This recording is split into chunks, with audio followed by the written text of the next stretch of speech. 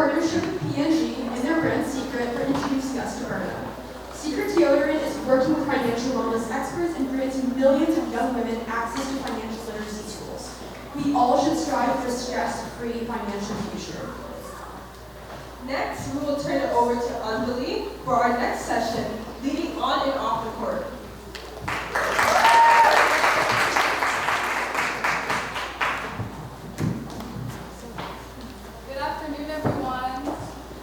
Good afternoon, everyone. My name is Anjali, and I'm the 2024 to 2025 Youth Advisor for Girl Up USA.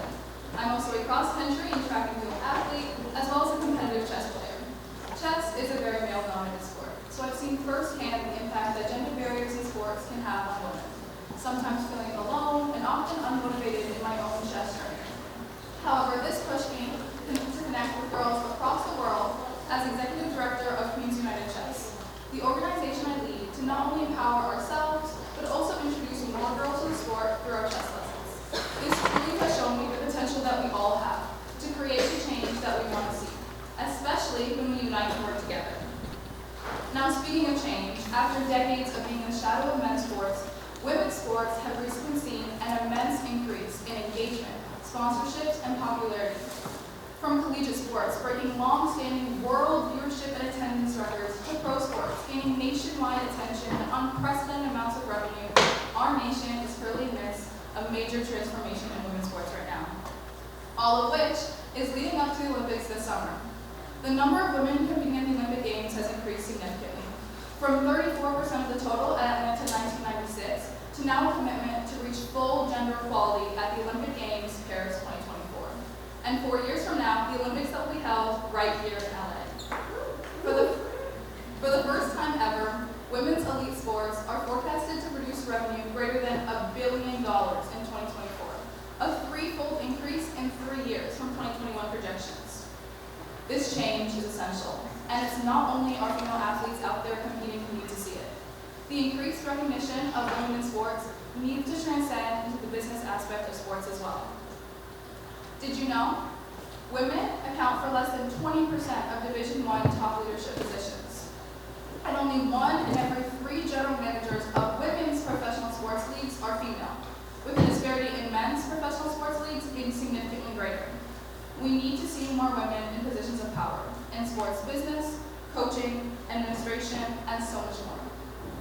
That being said, I'm beyond thrilled to moderate today's leading on and off the court fireside chat with none other than an incredibly accomplished and prominent figure in both women's sports and sports business, the Ashley Dean, everyone.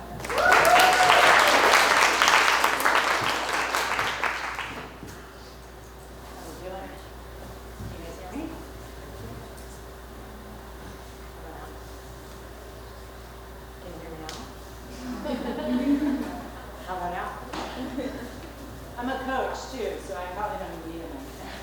Well, Ashley is President of Emeritus, WISE Los Angeles, which stands for Women in Sports and Events. Ashley is a results-driven sports executive with extensive experience in the nonprofit sector, as well as the sports and events arena. Ashley was a 4-year volleyball student athlete at Garfield College who received her MBA from Northeastern University while serving as the assistant women's volleyball coach. She naturally gravitated towards the national organization Women in Sports and Events, WISE, the leading voice and resource for professional women in the business of sports and events when she moved to Los Angeles in 2015. She served on the board for 6 years and now serves as the President of Emeritus. Thank you so much, Ashley, for joining us today. We're so excited to have you here, and we're so excited to get this fireside chat started. Well, first of all, I think I found myself my hype girl right here. That was the best intro. Thank you so much for being here, and congrats to everyone for being here. And I know I'm seeing a couple of yawns. I won't see where those are coming from, but we're going to change that up. I think you guys have had a really interesting, fun-filled day, and we're going to end on an incredibly strong note.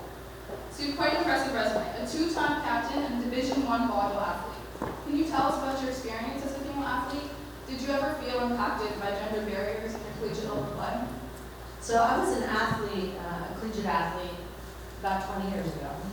And at the time, I truly enjoyed everything about being a student athlete. Grew up out here in California, was able to experience what I thought was the best of every opportunity as a young girl competing at the highest level across many sports, never chess though, so I knew a lesson. And I went away to Dartmouth College across the country, and immediately showed up and realized, although we were competing at the same level for the same college, there were definitely disparities between women's sports and men's sports. Unfortunately, at the time though, as a student athlete, female student athlete, I never felt like, and we never felt like we had an opportunity to do anything about it. It just never felt like there was a platform there where we could bring it up in an open, safe environment, approach the athletic department, and really try to understand, yes, we are a fall sport athlete. We should have priority in the gym. Why is men's basketball getting priority in September and October when their season isn't even going to start for another couple months? That did not seem right. That felt like we were really at a disadvantage in being able to perform and compete at the highest level. And so there were constant elements that came to light throughout my 4 years at Dartmouth. And Dartmouth's a wonderful place. I've seen the university, the college really address some of the Title IX issues, and they're making great strides even to this day. But it was really apparent that being a female athlete, we were limited in our abilities, and the men's sports had a lot of resources that the women's sports didn't. Yeah, and I think all of us here can relate to that a little bit, but I think now as Girl Up leaders, we really try and change that today with this song too. So now you've evolved into the sports business as President Emeritus at WISE. With your experience in sports business, how important do you think it is to have women in these top sports leadership positions? It's the future of sports. So that's why I just love that I'm here and being able to address and talk with each of you, because when I was a young student athlete, I had no idea that you could have a career in sports. I always thought if you were going to stay in sports after college, I loved it, I was passionate about it, I always thought I either had to be a coach or maybe be an educator and go into administration. Now, when you look around and you see all these incredible opportunities, there's teams, there's leagues, there's media companies, there's agencies. And in hindsight, I wish I had had the opportunity and the exposure to really listen and learn from some of the best, men or women. Here you all are, and you're living in a world where there are incredible women who are breaking glass barriers in the business of sport. Yes, on the field, we love what Caitlin Clark's doing, we love what NWSL's doing, but the reality is there's so much work going on behind the scene, and there are a lot of women who are leading the charge. There aren't enough women, but there are women who are starting to really pave the path forward for future girls and female leaders in the industry. And why do you say there's such a large gender disparity in these positions of power right now?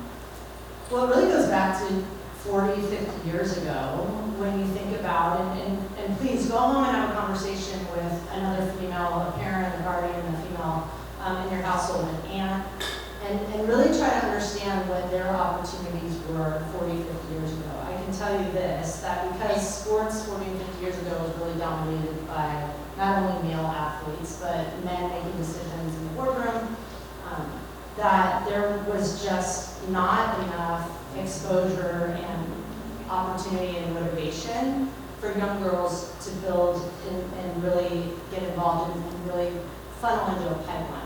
So now we're at a phase where we can have more girls have access, and they want to be exposed to great internships in the sports industry.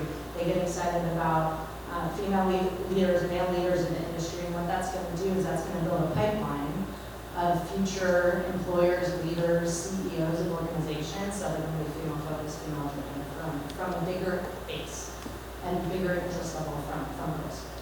Yeah, and now having discussed this immense transformation of women's sports, from girls and leaders alike, what do you see for the future of women's sports? How can we, as a society, empower women and increase leadership diversity?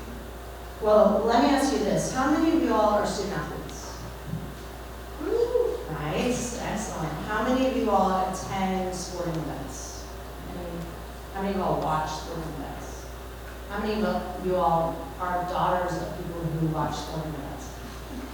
Perfect. So that right there alone is a gift. And all of that is really going to allow each of you to surround yourself with greatness within the industry. So if you are interested at all in sports, please be involved, ask questions, Start looking into internships. Go on LinkedIn and search females in the sports industry. Get to know WISE, Women in Sports Events. We have 22 chapters all over the country. There's actually one in Toronto. It's the leading voice and resource for women in sports. There are other organizations out there that are focused on building business acumen for girls specifically who want to go into the industry. And that's really going to allow us to, again, build this foundation and this pipeline that's going to give more girls and women the visibility that we deserve and need to move into leadership roles within the industry. Yeah, I totally agree. And lastly, to close up this amazingly insightful session with you, what advice do you have for aspiring female athletes and leaders in the sports industry? Surround yourself by greatness. So like I just said, search out actively social media, great platform. I would feel most of us here have social media. LinkedIn. Anyone here have a LinkedIn profile? Love it. Start friending people, get to know them, invite them to ask them, tell them a little bit about yourself, and ask if you could have a virtual coffee chat. Women who are in leadership roles love those opportunities, especially from ambitious girls who are looking to pursue a career in sports.